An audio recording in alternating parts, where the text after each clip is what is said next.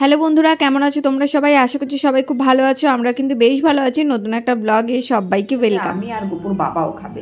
তো এই যে গোপুর জন্য রোল বানানোর জন্য দেখো আমি পেঁয়াজ আর শসাটাকে একদম কুচি করে নিয়েছি। ওর মধ্যে তো আর লঙ্কা টঙ্কা দেবো না। আর আমাদের মধ্যে দেখো পেঁয়াজ লঙ্কা তারপরে শসা আর লেবু কেটে নিয়েছি। আর এই যে আমাদের রোল বানানোর জন্য আমি ময়দাটা মেখে নিয়েছি। এই যে সাইজ থেকে কত বড় বড় গোল্লা করেছি। এই যে একটা খেলেই মোটামুটি পেট ভরে যাবে। তো এই গোল্লাগুলো করে রেখেছি, যদি খেতে চাই পরে আবার করে দেবো। তো আপাতত দুটো, আর গোপুর জন্য রুটি করব। তা আটা অনেক বেশি মাখা হয়েছে, তো যাই হোক মেখে রেখেছি। এখন করব হলো রোল। চলো রোলটা কিভাবে করি দেখতে থাকো। আর এই গোপুর রোলের জন্য গোপুর মশলা রেডি, আর আমাদেরটা মশলা রেডি। লঙ্কাগুলো এত ঝাল, সামান্য একটু এত হাত জ্বলছে আমার, এগুলো পুরো জ্বলে যাচ্ছে। রোল বানানোর আগে আমি এটার লেবু আর একটা জিনিস দিচ্ছি, দেখো এই সব কটাকে না একসাথে মিক্সড করে নেব। লেবুটা দিলে না একটু টক টক লাগে, দারুণ স্পাইসি হয় খেতে, কিন্তু খুব টেস্ট হয়। লেবুটা দিয়ে দিলাম, দুটো লেবু। এখন লেবু দিয়ে দিলাম।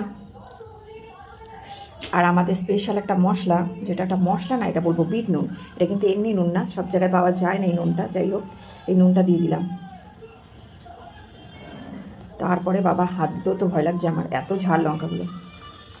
তো সব কিছু একসাথে মিশিয়ে দিচ্ছি। রাখো, এই যে ঝাল ঝাল লঙ্কার সাথে একবারে মিশিয়ে দিচ্ছি, তাহলে দারুণ গন্ধটাও যেমন বেরোয় তেমন টেস্টও কিন্তু হেভি হয়। এটা রেডি করে রাখলাম, আর এখন ফটাফট রোলটা করে নেব, তাহলেই হয়ে যাবে, বুঝেছো? একসাথে মিশিয়ে দিলাম।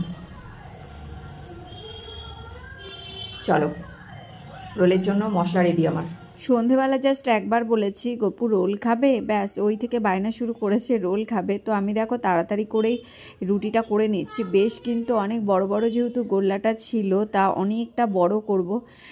আর আটাটা না বেশ ভালোই মাখা হয়েছে। আমি খুব একটা যে ভালো রোল বানাতে পারি বা রান্না করতে পারি সেটা কিন্তু নয়। এই যে রোলের সাইজ দেখো, পুরো গোল হয়েছে, সুন্দর হয়েছে।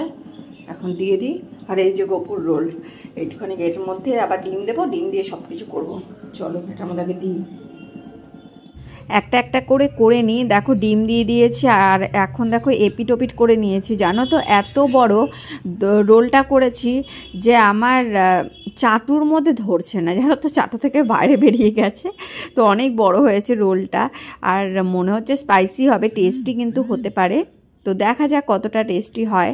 তো দেখো প্রায় কিন্তু হয়ে গেছে, এক এক করে সব রেডি করে নিয়েছি আমি। দেখো সব কিছু নিয়ে বসে পড়েছি। কান্না করছে, আর আমার রোল দেখেছো রেডি। তো ফার্স্টে শসা দিয়ে দিলাম, বেশি বেশি করে দিয়ে দিই শসা।